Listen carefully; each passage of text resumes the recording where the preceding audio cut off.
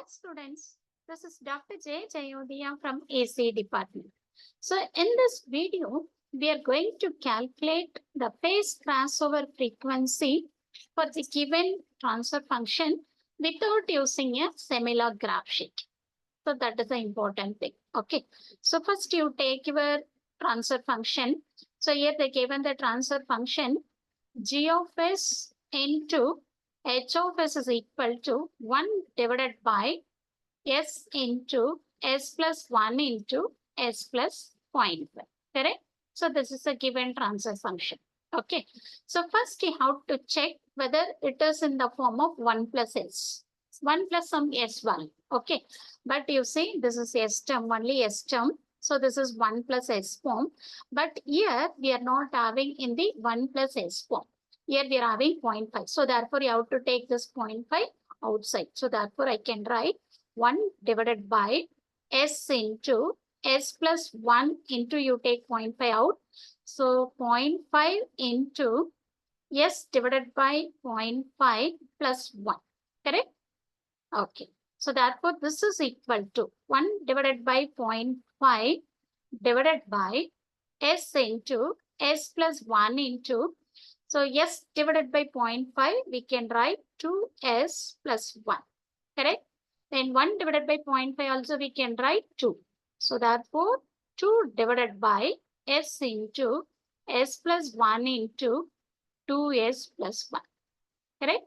So now in the denominator all the terms are 1 plus s form. Okay.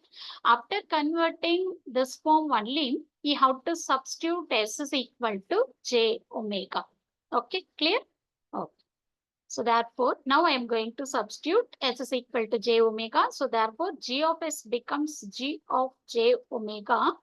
H of s becomes h of j omega. So this is equal to 2 divided by j omega into j omega plus 1 into 2j omega plus 1. Okay. So we have substituted s is equal to j omega. Then after that, I'm going to find out the phase angle for this. Okay, because I want phase crossover frequency. So therefore, I'm going to calculate the phase angle phi. So therefore, pi is equal to, you keep it as it is in the numerator value divided by. Suppose in the denominator, if you're having s term or j omega term means, you have to write 90 degree.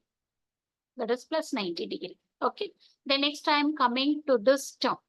So actually here in the denominator, all the terms are in product form. But while writing the phase angle, you have to write it in the additive form. That is summation. Okay. So therefore plus. So you know how to write the angle value. So generally A plus JB. How will you find out the angle for this? So tan inverse of B by A. So this is a formula. In this way only we are calculating the angle value. Correct? So using this formula only, I am going to write this. So therefore, tan inverse of, so B value is omega, correct? A value is 1. So therefore, tan inverse of omega by 1. Then next I am coming to this place. So plus tan inverse of B value is 2 omega. So 2 omega divided by 1. So therefore, I can write pi is equal to 2 divided by tan inverse of omega, 2 divided by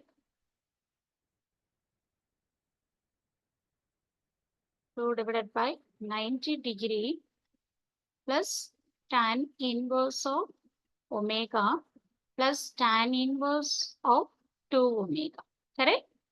Then after that, I'm going to bring this denominator term into numerator. So therefore, I can write pi is equal to minus 90 degree. Only the denominator term I'm going to take. So pi is equal to minus 90 degree minus tan inverse of omega minus tan inverse of 2 omega. Okay. So this is phase angle.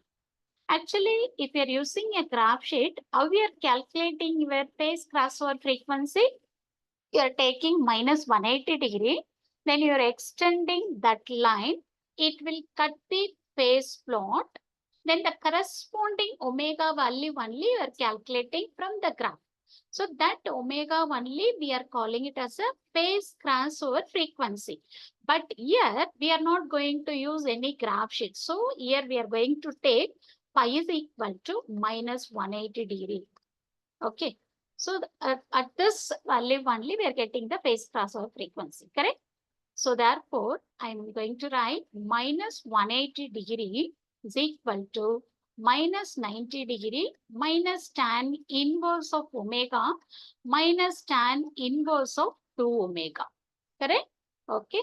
Next, I am bringing this minus this side. So therefore, 180 degree plus 90 is equal to minus tan inverse of omega minus tan inverse of 2 omega. Okay, just you multiply negative on both sides. So you will get 90 degree is equal to tan inverse of omega plus tan inverse of 2 omega.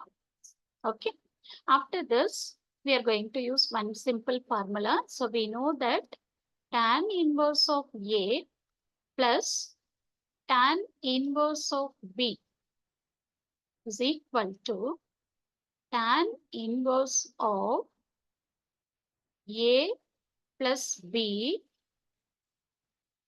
divided by 1 minus AB. So this is a formula. So using this formula only, we are going to find out this value. So let us take tan inverse of A is omega. So tan inverse of B is 2 omega. So therefore, tan inverse of omega plus 2 omega divided by 1 minus omega into 2 omega. Correct? So therefore, we can write tan inverse of 3 omega divided by 1 minus 2 omega square. Correct? So therefore, I can write 90 degree is equal to tan inverse of 3 omega divided by 1 minus 2 omega square. Okay. Next, I'm going to cancel this tan inverse. So for that, I'm multiplying tan on both sides. So therefore, tan 90 degree is equal to, if you're multiplying with the tan means tan into tan inverse get cancelled. So therefore, 3 omega divided by 1 minus 2 omega square. Okay.